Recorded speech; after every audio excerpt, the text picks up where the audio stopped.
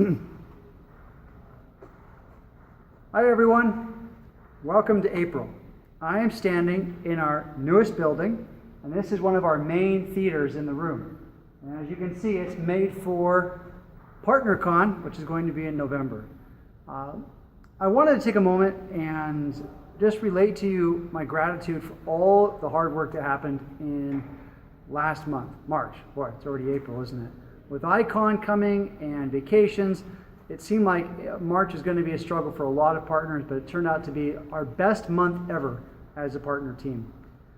And I credit that to you. I wanted to relate some really neat things that I think will be fantastic for you perspective-wise in the coming months. I've talked about prospecting, how important that is as a partner to be able to make sure that you're bringing people in. I want to relate a powerful story that happened to me when I first started with Infusionsoft. When I was asked to come on to work at Infusionsoft in 2008, I didn't really want to. I never had sold software before. I was on the direct sales team where I started. But my best friend Garrett Miles, who is now my boss here, who is the brother-in-law of Clay, was asked to come and be the director of sales. And he and I had worked for about 6 years before that, and he asked me to come with him. Well, it was not a whole lot of money and a whole lot of stress for something I'd never done before. The software was selling for $5,000 for the setup fee, and $299 a month was it, and you could not do any kind of payment plans, and you got 3 hours of consulting. So it was a hard sell. And I remember the first couple of months. The first month I did really well, just on sheer energy. The second and third month I really struggled. And it was mostly because I was trying to talk more about the software and how amazing it was versus business. And I remember one weekend on that Friday had been actually very hard, and I was very discouraged, and I thought about going back to my old company. And I talked to my wife about it. She said, just do whatever you want to do. But I decided that instead of making that decision over the weekend, I would see if Infusionsoft, the software, was really going to work as we were using it for the company.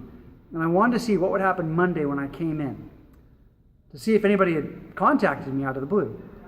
Well, I came in Monday actually with a lot of anxiety because I really wanted to stay with the company, but financially it was kind of hard if I wasn't going to succeed at sales.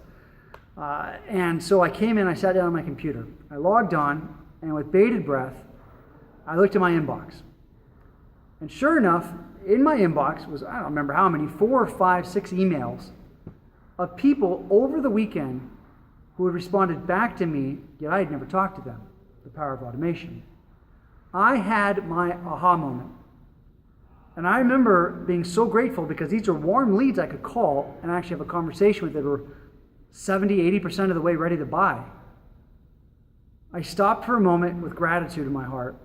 I almost had tears in my eyes because I knew that my answers my prayers had been answered in regards to what I was hoping for, that I was at the right place. I wrote down on a piece of paper, and I put it on my desk, and it said, Infusionsoft is for everybody. Don't let them tell you otherwise. And from there, I started developing my stories. Stories are so very important as you're talking to people about the software or business in general. The stories are aligning what people have done with their business up to a point. I've used SendPepper, I've used Constant Contact, I've used One Shopping Cart, Salesforce, and I've gotten up to 500,000 in revenue, $1 million in revenue. That's awesome. You need to have stories that align out what people have done from all those systems and what they've done with Infusionsoft post-purchase. My story is I had an aha moment where I saw the software work. And it literally took me from a point of desperation where I didn't know how I was going to sell the software because I wasn't making any money, to reconvicting me to do everything I could to help other small businesses have that same aha moment. And I can tell you, over my tenure of almost 7 years now, that I have those stories. I have clients and partners that have better lives in regards to less stress financially, able to spend more time with their spouses or significant other, able to do more things in their life that they weren't able to do because they were chained to their business. What I found also is the less I started talking about the software and all the cool things it did, and more about the businesses and what they had gone through to get where they're at and applauding them for how they got there, and then asking them one very important question. Mr. Prospect, what are you willing to give up from your past process to be able to grow your company by X? So stories is number one. The second piece that I learned very quickly was I had to have a lot of bullets in my gun on how I was going to basically convert people to Infusionsoft. So stories is one. What kind of experiences can you share with them? And number two is ROI. So I learned quickly to be able to calculate about how much Infusionsoft would earn somebody as a business by doing this.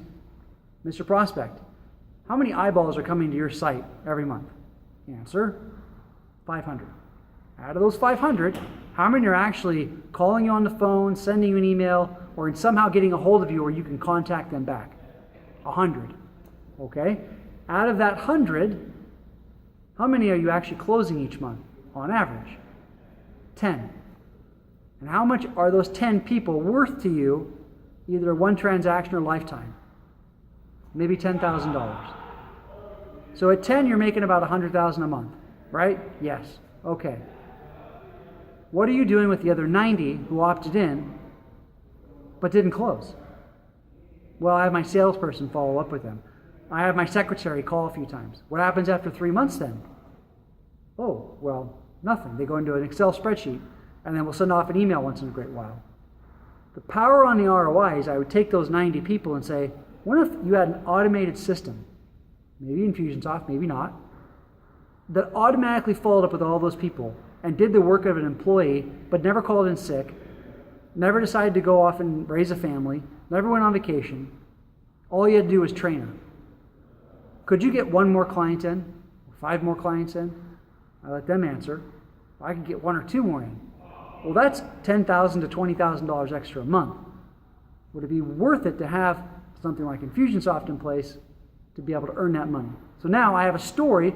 I'm telling them about other clients that have really done well with Infusionsoft, and also stories about people who have struggled and why. And then I have ROI to back it up. What I would hope as we continue growing the partner program is that you're able to develop not only the side of all the experiences you can share with another person, because stories sell, but you're also able to use ROI as another piece of that sales puzzle. When I put those two together, I went from somebody who was struggling in sales and talking about the software way too much to one of the top salespeople at Infusionsoft year after year. So use that this month. Remember, prospecting, I call it sacred selling time. What are the